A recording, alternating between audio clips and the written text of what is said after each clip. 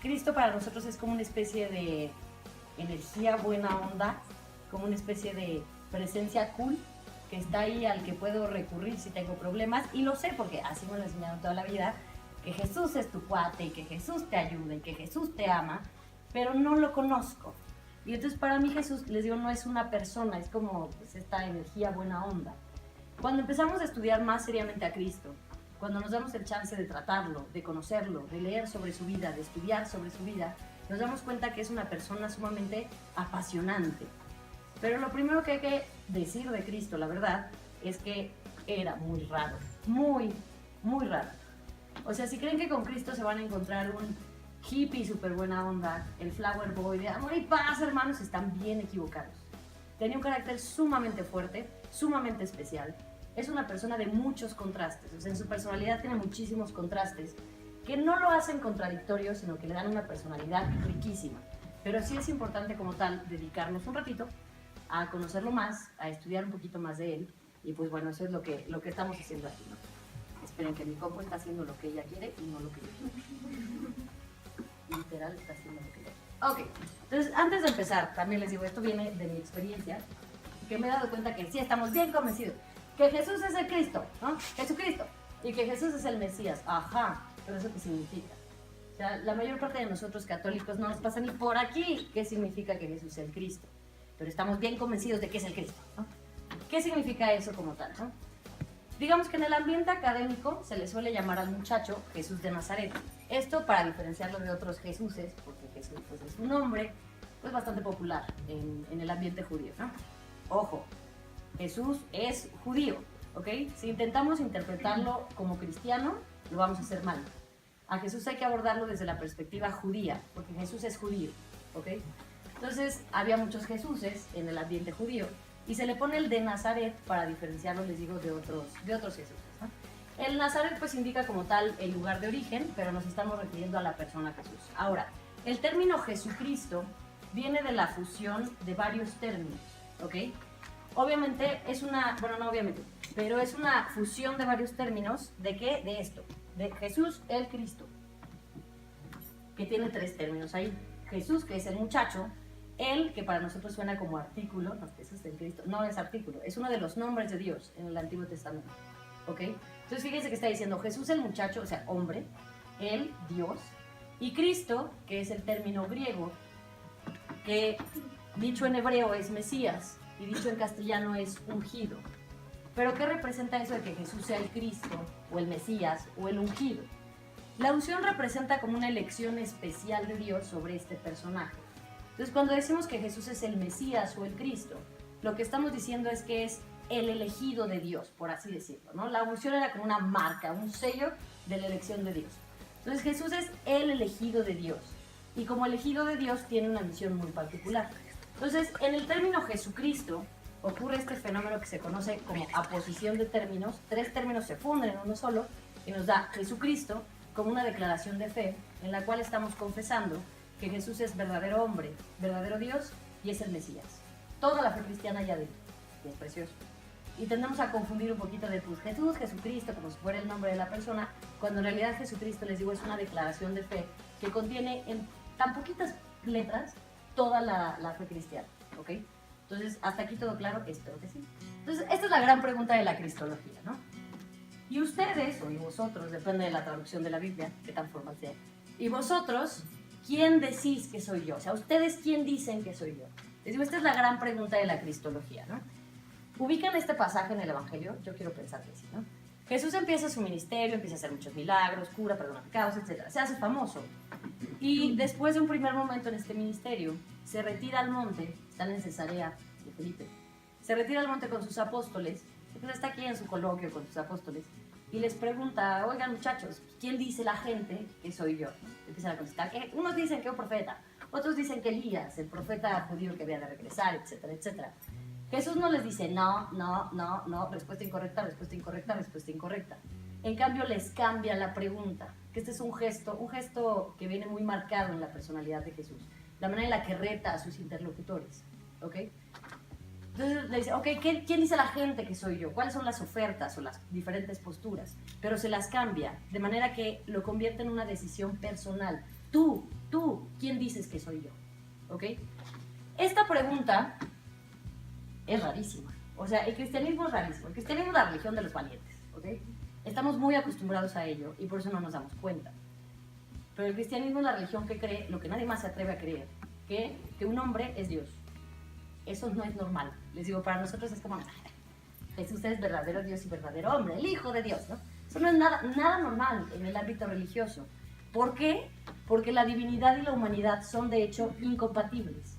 O sea, ¿cómo te explicas que la divinidad, con todo lo que tiene de perfección, soberanía, poder, etcétera, etcétera, sin perder nada de esto, pueda al mismo tiempo ser hombre, con todo lo que la humanidad implica de imperfección, de límite, de pecado, etcétera, etcétera, sin que ninguna de las dos realidades pierda nada? O sea, lo humano sigue siendo humano y lo divino sigue siendo divino.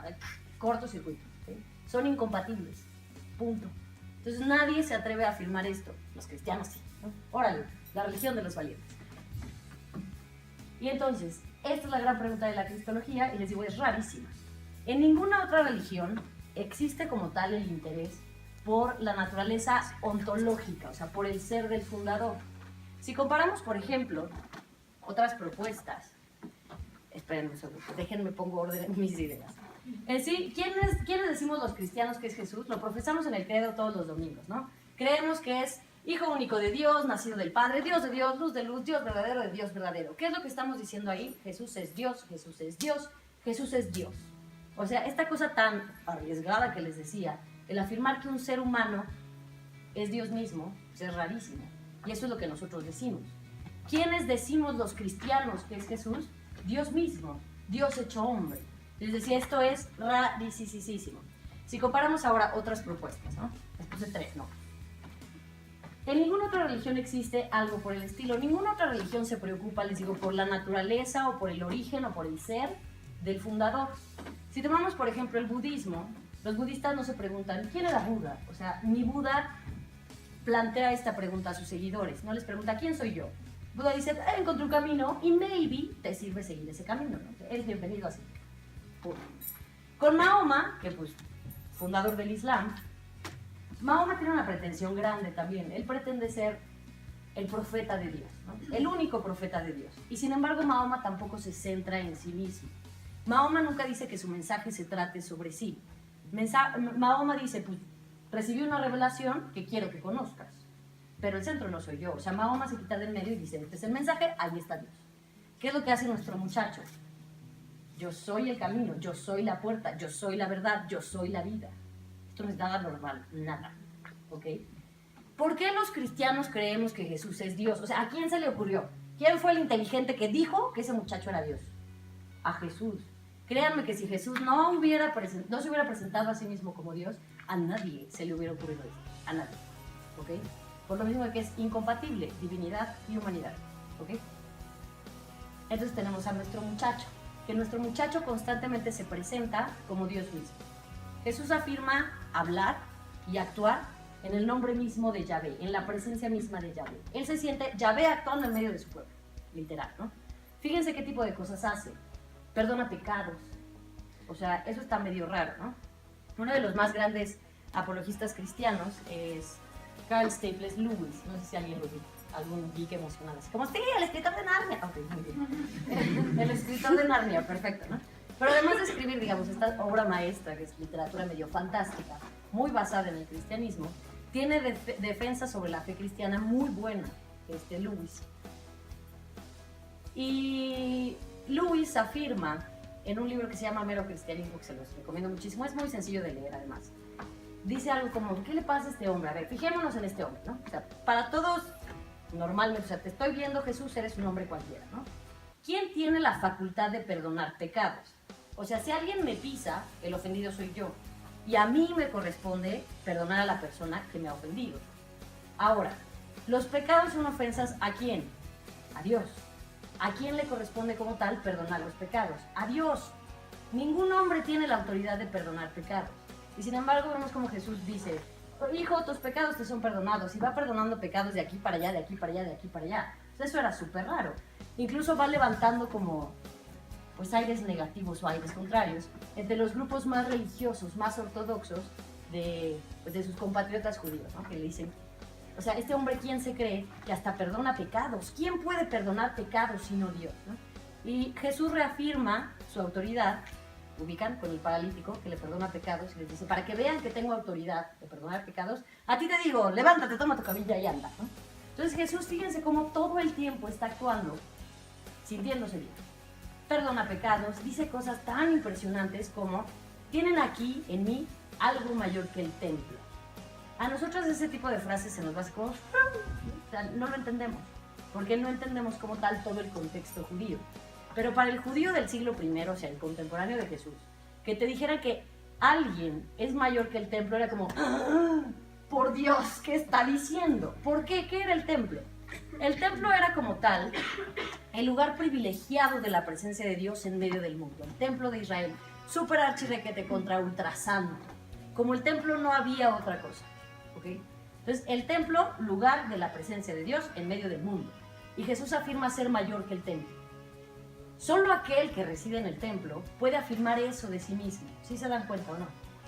Si el que residía en el templo es Dios, solo Dios puede afirmar que Él es mayor que el templo. O la autoridad que se pone a sí mismo, cuando dice, han escuchado, yo qué sé, se me van de repente los ejemplos evangélicos, llevo trabajando todo el día, ¿no? El letargo cerebral. Han escuchado que se dijo, odiarás a tus enemigos, pero yo les digo, orarás por tus enemigos y los amarás o algo por el estilo. Me estoy tomando muchas libertades con las citas evangélicas, les pido una disculpa, pero el punto es que la manera en la que Jesús pone sus enseñanzas al nivel de la ley judía. Ustedes han oído, han escuchado, ¿dónde? O sea, ¿dónde los judíos escuchaban esa cosa? En su ley, ¿ok? La llamada Torá, la Torá judía. Y la ley es palabra de Dios, o sea, les viene de Dios, es algo que los judíos no se han hecho a sí mismos, Dios te los dio. Entonces, nadie, salvo el legislador, es decir, aquel que hizo la ley, puede cambiarla. Y sin embargo, Jesús cambia la ley, ¿no? Un mandamiento nuevo les doy. O sea, fíjense la autoridad que se atribuye a sí mismo, ¿no? Está impresionante. O cosas que les digo, estamos muy acostumbrados, pero ha de haber sido rarísimo, ¿no? Cuando Jesús dice, pasarán los cielos y la tierra, pero mis palabras no pasarán jamás. O sea, imagínense una persona, imagínense que yo, no sé, escribo un libro y les digo así como, los cielos y la tierra pasarán, pero mis palabras, mi libro, no pasará jamás. O sea, se morirían de risa, dirían, llévenla al psiquiátrico, por favor, ¿no? Eso es lo que pasaba con Jesús justamente, ¿no? La manera en la que pretende ser Dios, que actúa como si fuera Dios, que habla como si fuera Dios, pues obviamente genera muchos aires, tanto a favor como en contra. Pero el hombre es un signo de contradicción, constante, constante, constante, constante. Pero lo más característico de Jesús es eso, que Él se presenta como Dios mismo. Por eso, desde el origen, esta pregunta fundamental de la cristología, ¿quién dicen ustedes que soy yo? Es fundamental para la fe cristiana, ¿ok? ¿Quién es Jesús? Les digo, en ninguna otra religión nos preocupamos por el origen del fundador. Mahoma, un simple ser humano, Budita, un simple ser humano, que proponen un camino, una religión distinta, para calmar la conciencia del hombre y buscar su salvación. Y sin embargo, con Jesús es totalmente diferente, ¿ok? Aquellos que intentan reducir a Jesús al personaje de un mero maestro espiritual, ¿no? Que eso lo vemos mucho en estos días, en este ambiente de tolerancia, ¿no? Pues la verdad es que como que no me quiero comprometer con Jesús, como que pues no está de moda, ¿no? O sea, la Iglesia Católica comete muchos errores, no está de moda, pero Jesús me cae bien, entonces creo que era un gran maestro religioso. Esa postura es una reverenda y total necedad, o sea, lo más profundo. ¿Por qué? Porque Jesús no nos da esa opción. O sea, Jesús pone la opción muy clara. El que no está conmigo, está contra mí. ¿Por qué? Toda la enseñanza de Jesús recae o se fundamenta en su naturaleza, en quien Él afirma ser Dios mismo. Entonces no le puedo decir, híjole, Chuchín, pues la verdad es que, o sea, sí estás muy cool, estás muy padre, pero no creo que seas Dios, pero eso sí eres un maestro religioso de 10, ¿no? Le estoy diciendo, todas tus enseñanzas son mentira, pero eres un gran maestro religioso. O sea, es una incongruencia, es una necedad. O le crees que es Dios y por lo tanto le das tu vida entera, o hay que ponerlo en el lugar donde corresponde. Que el muchacho estaba loco de mente o era un malvado que engañaba a sabionas. Punto. ¿Okay? Si Jesús no es Dios, no es un buen hombre. No sé si se dan cuenta de eso. Toda su enseñanza que habla sobre su divinidad, si no es cierta, Jesús no es un buen hombre. Es un loco, totalmente. O un malvado que engaña a sabiendas. Entonces, pues, hay que tomar una decisión frente a Jesús. Por eso también es normal que Jesús despierte tantas pasiones y tantos sentimientos, porque no es posible quedarte ante él indiferente. O le amas o le odias. Punto. No hay de otro. Entonces digo que en este ambiente de falsa tolerancia, donde pues, si es un gran maestro religioso, pues no es posible y no se puede, ¿no? Retomando a Lewis, en su libro de Mero Cristianismo, él lo dice de manera muy, muy hermosa. Esperen un segundo. Él lo dice de esta manera, ¿no? Dice, dejémonos de tonterías. O sea, llamar a Jesús un gran maestro espiritual es una total y completa estupidez. O sea, hay que llamarlo como es, ¿no? O aceptamos que Jesús es Dios, Dios encarnado, todo lo que él afirmaba sobre sí mismo, ¿no? Ser la luz del mundo, ser el camino, ser la verdad, ser la vida. O en caso contrario sería un profeta fracasado, un loco o un malvado, que lo único que consigue es terminar en una cruz por blasfemo. O sea, ¿cuál es el crimen de Jesús? Eso es importante. ¿Por qué crucifican a Jesús? ¿Se lo habían preguntado o no? Por malos. Bueno, sí, pero ¿por qué? ¿Okay? ¿Cuál es su crimen propiamente? Blasfemia. ¿Qué es la blasfemia? Se lo dice el sumo sacerdote clarísimo en el proceso de la pasión. Porque siendo hombre, te haces Dios. Y en la ley judía eso era crimen de muerte. ¿Okay? O sea, hay que matar al muchacho, porque se lo merece, por blasfemia. Entonces, ¿qué es lo que confirma? O sea, ¿qué es lo que nos puede dar a nosotros la seguridad? También lo que me pasa, sobre todo con las más pequeñas, o sea, con mis alumnas de secundaria, es que si les pongo enfrente estas opciones, las pobres se atemorizan muchísimo. Entonces, como, Miss, entonces, ¿cómo puedo saber que Jesús era Dios? ¿No? Entonces, ¿cómo puedo saber que el cristianismo es cierto? Etcétera, etcétera. ¿Qué es lo que confirma todo sobre Jesús? Sí, no se espanta. Una fe madura es una fe que se pregunta, ¿no? Y aparte, créanme, el cristianismo tiene respuesta para todo. Es una religión sumamente hermosa. Entonces, lo que confirma toda la pretensión de Jesús es como tal la resurrección, ¿ok? Esto se ve muy claro en el relato de los discípulos de Maús, que es precioso. O sea, el Evangelio de Lucas es precioso. Pero el relato de los discípulos de Maús, que espero lo ubiquen, es maravilloso porque manifiesta muy bien todo lo que fue el movimiento de Jesús. Propiamente nosotros no podemos hablar de cristianismo antes de pasión, muerte y resurrección de Cristo. Podemos hablar de cristianismo a partir de la resurrección. Antes de la resurrección, ¿qué era esto? Pues todos eran judíos ahí, ¿no? Eran judíos que afirman que el muchacho es el Mesías y por lo tanto lo siguen, ¿no? Entonces, los cielos y cosas por el estilo. Y llega este treintón diciéndole, papito, ¿no? Ay, o sea, obviamente al judío más ortodoxo pues le generaba algo. Y sin embargo, este hombre por eso se define, por una familiaridad con Dios que no es posible para ningún hombre, ¿no? Papito, papaíto, mi padre, ¿ok? El padre y yo somos uno. El padre ama al hijo y le enseña todo lo que hace. Entonces, si yo tuviera que escoger así una característica de Jesús para definir su personalidad, escogería esa. Define todos sus comportamientos, define toda su motivación, define todo lo que pretende enseñarnos.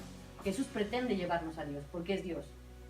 Pero Padre, Hijo y Espíritu Santo, relación perfecta, etcétera, etcétera. Entonces, esta relación manifiesta o refleja como tal la realidad misma de Dios. ¿Sí me van siguiendo todos hasta aquí? Perfecto. Ahora, acepta atributos de Dios, los que les mencionaba hace rato, ¿no? Promulgar la ley, perdonar pecados, el juicio, por ejemplo. El pasaje de la mujer adúltera es maravilloso, ¿no? La manera en la que, obviamente, pues imagínense, este muchacho tan extraño que afirma ser Dios mismo y que sin embargo se empieza a hacer de fama, pues los judíos más ortodoxos es como, o sea, ¿qué le pasa al pueblo? Entonces lo empiezan a poner a prueba y a prueba y a prueba y a prueba. Entonces el pasaje de la mujer adúltera es una de las pruebas más interesantes que le ponen, porque Jesús no tenía manera de salir bien librado de esa, ¿no? Llegan con la mujer sorprendida en pleno adulterio, ¿no? De acuerdo a la ley de Moisés, o sea, de acuerdo a la Torá, había que apedrearla. Pero como los judíos ortodoxos también se dan cuenta que Jesús es bueno, sabían que iba a decir que no la apedrearan. ¿Okay? Entonces, fíjense, o sea, la opción del judío ortodoxo, le enseñamos a la mujer adúltera. Si dice que la apedremos, pues entonces le podemos decir a todos los que lo siguen, ya ves, no es tan bueno, este es más malo que nosotros. Pero si dice que no la apedreemos, ya ven, este hombre los incita a no cumplir la ley. ¿De dónde está la fidelidad a Dios? Entonces Jesús no tenía manera de salir de eso. Sumamente inteligente y sumamente hábil, les digo, reta a sus interlocutores. ¿Qué es lo que les dice? El que esté libre de pecado, que tire la primera piedra. Eso es maravilloso. ¿Qué quiere decir eso? Al hombre no le corresponde el juicio. O sea, el que esté libre de pecado. ¿Qué hombre puede decir que está libre de pecado? Nadie. El único libre de pecado es Dios. El que esté libre de pecado, que tire la primera piedra. Lo que está haciendo ahí Jesús es eso que querían hacer los judíos, remitirlo a quien sí tiene el poder, que es Dios. Entonces nos dice el Evangelio que van pues, dejando sus piedritas y poco a poco pues, se van yendo todos, hasta que se queda solo con la mujer, ¿no? Lo que le dice ahí es maravilloso, ¿no? Le dice, mujer, ¿dónde están los que te condenan? ¿Nadie te ha condenado? Y le dice, nadie. Yo tampoco te condeno. Vete y no peques más. Pues eso es precioso. El que tiene el poder para juzgar tampoco la condena. Vete y no peques más. O sea, se asume sobre sí el juicio, la potestad de Dios, ¿no? Oh, maravilloso también. Cuando vean venir al Hijo del Hombre de las nubes del cielo, en la gloria de su Padre, etcétera, etcétera. O sea, toda la alabanza, toda la gloria, todos esos atributos de Dios. Cuando afirma que va a venir a juzgar a vivos y muertos y a separar a los fieles de los infieles, a los lobos de los cabritos o algo por el estilo, ¿no? Lo que está haciendo Jesús es aceptar atributos que le corresponden solamente a Dios. Les puse ahí el perdonar pecados como aparte porque es muy claro y muy evidente, pero es parte de lo mismo, ¿no? También la conciencia que tiene de ser enviado refleja obviamente parte de su intimidad singularísima con el Padre, pero el hecho también de que Jesús tiene una misión y que afirma ser Yahvé mismo el que actúa entre su pueblo. ¿Qué es lo que pasa? Toda la creación tan bonita que ha hecho Dios está desfigurada por el pecado del hombre. Y sin embargo, Dios no abandona a su criaturita, sino que tiene un rescue plan. Ese rescue plan se llama Israel. ¿Okay? Y el rescue plan, o sea, Israel, mediante el modo de vida de Israel, todo el plan de rescate que hace Dios se va a concretar, se va a hacer efectivo con la actuación del Mesías. Pero a lo largo de la historia de Israel, como Israel lo hace fatal, como todos nosotros, ¿no? O sea, pecado, pecado, pecado, infidelidad, infidelidad. Dios mismo promete intervenir a favor del pueblo. Entonces los judíos esperaban a un Mesías que fuera a concretar esa salvación prometida por Dios, pero también una intervención especialísima de Dios. Eran como dos partes de la misma promesa. Mesías más intervención de Dios. ¿Qué es lo que hacemos los cristianos? Ver las dos promesas cumplidas en una sola persona. Entonces Jesús se presenta como Yahvé mismo actuando en medio de su pueblo. Entonces esta conciencia de ser enviado, ¿no? Mi alimento es hacer la voluntad de aquel que me ha enviado, ¿no? He sido enviado para liberar a los cautivos, etcétera, etcétera, ¿no? Entonces su pretensión mesiánica lleva este contenido divino también. Pero Jesús sigue diciendo, soy Dios, soy Dios, soy Dios, soy Dios, soy Dios, ¿ok? La autoridad con la que habla y actúa, o sea, no es normal. Incluso en los evangelios nos dicen que las personas se sacaban de onda porque decían, ¿quién es este que enseña con autoridad y no como los escribas y los fariseos? ¿Quiénes eran los escribas y los fariseos? Los expertos en la ley, los expertos judíos, que obviamente no hablan en nombre propio, sino que remiten su autoridad a eso dice la Torá. O sea, no me hagas caso a mí, hazme caso a la Torá. Y sin embargo Jesús dice, han oído que se dijo, pero yo les digo, un mandamiento nuevo les doy, etcétera, etcétera. O sea, toda la autoridad con la que habla y actúa es de origen divino y sí se acaba de onda, ¿no? Y finalmente que se declara hijo de Dios, ¿no? O sea, la manera en la que afirma, soy el hijo, yo y el padre, bla, bla, bla, bla, bla. Entonces, de toda esta manera, ¿qué es lo que pasa? Que Jesús pretende ser Dios, ¿no? Rasgo característico de su personalidad, que sí nos enfrenta a una decisión. O estás con Él o estás en tu contra. O sea, ante Jesús no hay punto medio. No se puede. O sea, no se puede. Les digo que si no es Dios, pues entonces todas estas enseñanzas o de qué nos hablan, de un hombre total y completamente trastornado, pero trastornado. O sea, si no eres Dios, ¿por qué te sientes Dios? Está loquísimo, ¿no? Pero bueno, eso ya lo pasamos. Me voy a detener en estos 4 elementos de manera muy rápida. ¿Hasta qué hora tenemos? ¿Como 8:30? Todavía tenemos como 20 minutos. ¿A qué hora se escribimos? Entonces, les decía, además de la pretensión divina, Jesús también se presenta como el Mesías. ¿Qué era lo que los judíos esperaban del Mesías? O sea, podrían recorrer todo el Antiguo Testamento, ¿no? En los Salmos, en los profetas, en la literatura sapiencial, etcétera, etcétera. Básicamente son 4 cosas las que tenía que cumplir el Mesías. O sea, todas esas esperanzas y promesas mesiánicas, podríamos resumirlas de manera muy, muy sencilla en estas 4 expectativas, ¿no? Se esperaba del Mesías que fuera a reunir las tribus de Israel, que fuera a purificar el templo, que venciera a los enemigos de Israel y que reinara sobre las naciones. Ahora, ¿de qué manera se cumple esto en Jesús? Empezamos por la primera, ¿no? Reunir a las tribus dispersas de Israel. ¿Qué es lo que pasa? Les digo que el plan de rescate que tiene Dios sobre la humanidad, pues se llamaba Israel, ¿no? Entonces, Israel, a partir de su modo tan particular de vida, tenía la misión de ser, por así decirlo, la nación magnética, o sea, que su modo de vida atrajera a las otras naciones para que todos pudieran descubrir al Dios verdadero a partir del estilo de vida de los judíos. ¿Qué es lo que pasa, sin embargo? Que les digo, toda la historia de Israel viene marcada, pues no por el estilo de vida tan bonito planeado por Dios, sino básicamente por los desastres que hace el hombre. Entonces, toda la historia del pueblo judío es división, división, división, división. Decía Orígenes, y creo que es algo clarísimo, Orígenes, padre de la iglesia, ¿ok? Donde hay división hay pecado. Entonces, el pecado es el mal que aqueja a toda la humanidad y parece lo mismo en Israel. Entonces, Israel es un pueblo que está llamado a estar unido, y en esa unidad y en ese estilo de vida reflejar al Dios verdadero, ¿ok? Y sin embargo, nunca logran estar unidos. Si no se pelean entre ellos, se pelean con los de afuera. Terrible. Donde hay división, hay pecado. Y entonces les digo, ante las múltiples divisiones del pueblo judío, Dios mismo promete intervenir y reunir en sí mismo a todas las tribus. Y de esa manera, cuando esté reunido el pueblo de Israel, puedan atraer a las otras naciones. Entonces, en realidad, esto de reunir las tribus es reunir a todas las naciones, a toda la humanidad, a este Dios verdadero y a la salvación que promete. ¿Hasta ahí todo claro? Sí, ok, perfecto. ¿Qué es lo que hace Jesús en este sentido? Lo vemos predicar todo el tiempo también. Conviértanse, que el reino de Dios ha llegado, el reino de Dios está al llegar, etcétera, etcétera, ¿no? Nosotros decimos, sí, qué bonito el reino de Dios, ¿no? ¿Qué significa el reino de Dios, no? Para el judío del siglo I, escuchaba eso, ¿no? El reino de Dios está por llegar. Lo que escuchaba era tribus unidas. O sea, el reino de Dios significa que de nuevo Israel va a estar todo unificado, todo unido y listo, nación poderosa, ¿ok? Entonces, cuando Jesús predica, el reino de Dios ya está aquí, el reino de Dios está al llegar, lo que está predicando como tal es que en él se van a unir todas las tribus, ¿ok? Ahora, ¿qué tipo de gestos toma Jesús que nos ayudan a comprender si cumple eso o no? O sea, Jesús en verdad reúne a las tribus, o sea, ¿cómo lo intentó? ¿Qué hizo? Etcétera, etcétera. Jesús era un tipazo, debe haber sido bien divertido el muchacho, bien divertido, ¿no?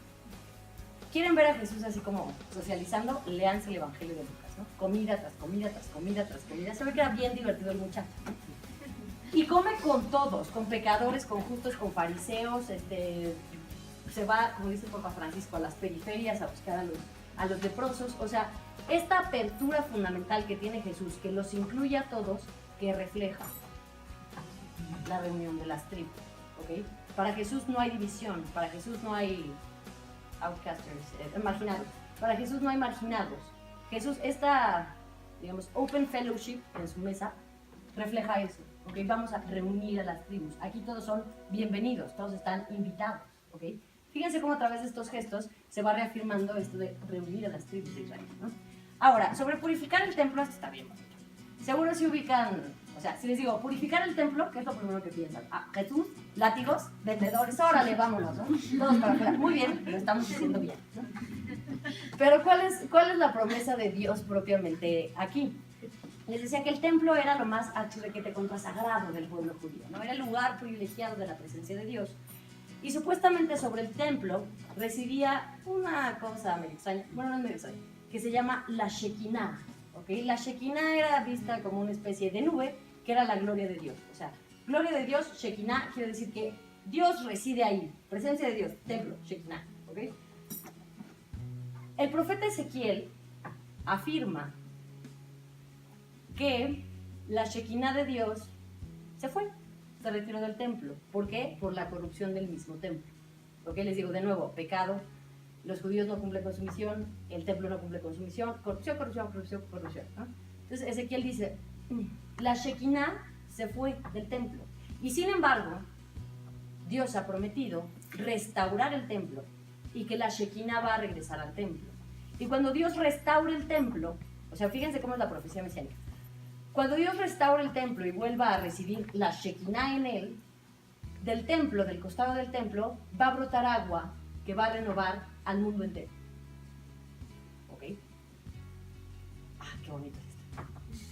Ahora, Jesús afirma ser Dios. Jesús afirma ser el lugar privilegiado de la presencia de Dios en medio del pueblo.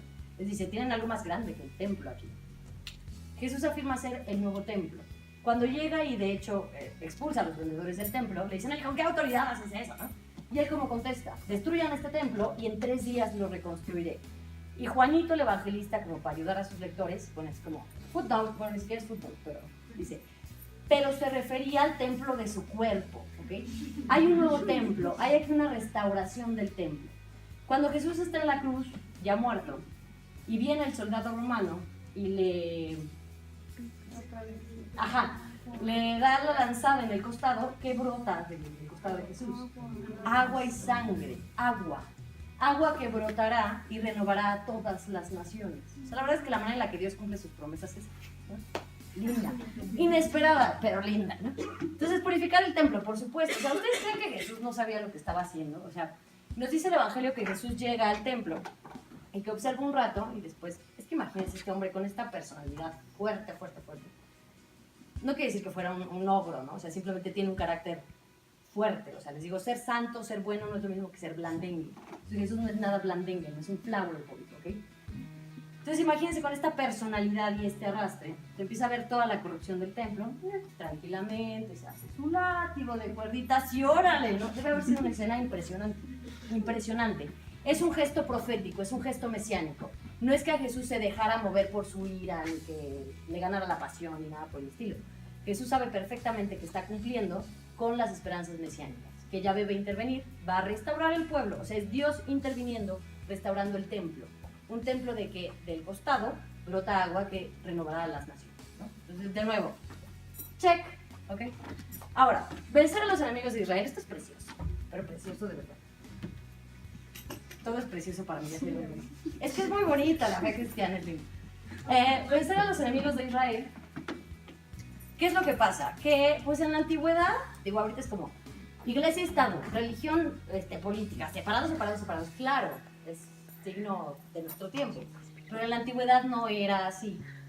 O sea, religión y política no se pueden separar, ¿ok?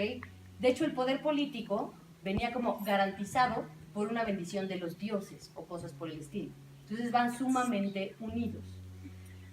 Entonces, esta promesa de Dios de vencer a los enemigos de Israel, evidentemente en la mente del judío del siglo I, tenía un cargado sentido político. Y sobre todo porque hay una profecía, ahí sí les debo el nombre del profeta, no me acuerdo si es Daniel, creo que es Daniel, pero vamos a dejar el signo de interrogación, o sea, se los dejo con el 70% de probabilidad de que es Daniel, me puedo estar equivocando, ¿ok? Pero Daniel había hecho una profecía de que después de 4 reinos o de 4 poderes se iba a cumplir la promesa mesiánica. ¿Qué es lo que pasa en tiempos de Jesús? Que ya vamos en el 4º poder o en el 4º reino. O sea, primero los judíos son conquistados por los de Babilonia, después por los persas, después por los griegos, después por los romanos. Estamos en los romanos, estamos en el 4º reino. En tiempos de Jesús aquello era un hervidero de esperanza mesiánica impresionante. Por eso les digo que el de Jesús no fue el único movimiento mesiánico, pero sí el único que sobrevive a su fundador como tal. Entonces, el 4º reino extranjero que somete a los de Israel. Entonces imagínate, primero los de Babilonia, luego los de Persia, luego los grieguitos. Con los grieguitos, híjole, puro sufrir. Y luego los romanos. Puro poder extranjero, sometiendo a los judíos, presionándolos, etc. Los judíos están hasta acá, de dominación extranjera, pero hasta acá. Si te dicen, oye, el Mesías está a llegar, así llega, y va a vencer a los enemigos de Israel, tú como judío normal del siglo I, ¿qué pensabas?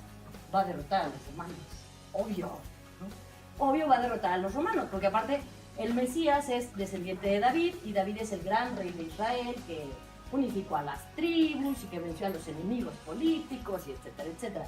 Entonces esperaba más bien una especie de guerrero al estilo de David, militar, político, o algo por el estilo, ¿ok? Si queremos buscarle a Jesús ese estilo de mesianismo, lo vamos a estar haciendo mal, ¿ok? La manera en la que él pelea, o sea, eso es interesante, porque el cristianismo es una religión, les digo, que nos tiene que despertar, nos tiene que mover, porque no es como una historia así de linda, linda, linda. como el Evangelio de Lucas, por ejemplo, el Evangelio de la infancia, tú dirías, pues sí, en Navidad se leen, y entonces es una historia muy bonita para el niño, ¿no? Que don María y José con el burrito y el pesebre y etcétera, etcétera, y los angelitos, ¿no? Así con sus alitas, qué bonito todo, bien tierno. Entonces está muy bonito y claro que son imágenes válidas a partir del fervor religioso. Pero ubiquen que son textos escritos en un contexto cultural y una manera de ver el mundo radicalmente distinta.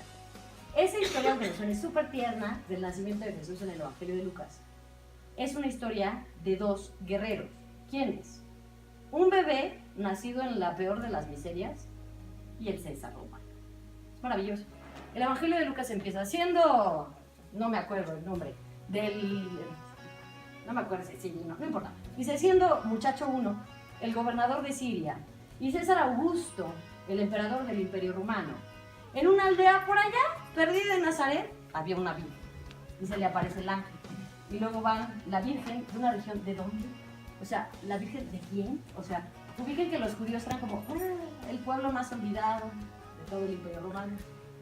Entonces tú leías el Evangelio de Lucas como un hombrecillo de la antigüedad, y decías, pues así empezaban todas las historias. ¿No? El gobernador de Siria, el César, obviamente me va a hablar de gente poderosa. ¿Y qué creen? Que la historia no habla de estos poderosos. Habla pues, de quién sabe quién, o sea, de una virgen de Nazaret y de un José de Nazaret que tienen un bebé que nace ¿dónde? En Belén. Sin embargo, fíjense cómo para el judío nace en Belén, la ciudad de David. ¿Ok? Se nos ponen las luces. Davidic warrior, ¿ok? Guerrero, davídico. Entonces les digo, es la historia de dos poderes que están en constante conflicto, ¿no? Entonces, el comparar, por ejemplo, el César con Jesús de Nazaret es maravilloso. O sea, ¿quién era la persona más poderosa? Sin lugar a dudas, en este momento, el emperador romano. Punto. O sea, no había persona más poderosa. El mundo estaba totalmente a sus pies y a su capricho. Punto final, ¿no? Y viene Jesús, ostentando un poder radicalmente distinto, ¿ok? ¿Cuál es la manera de luchar de este muchacho? En una cruz.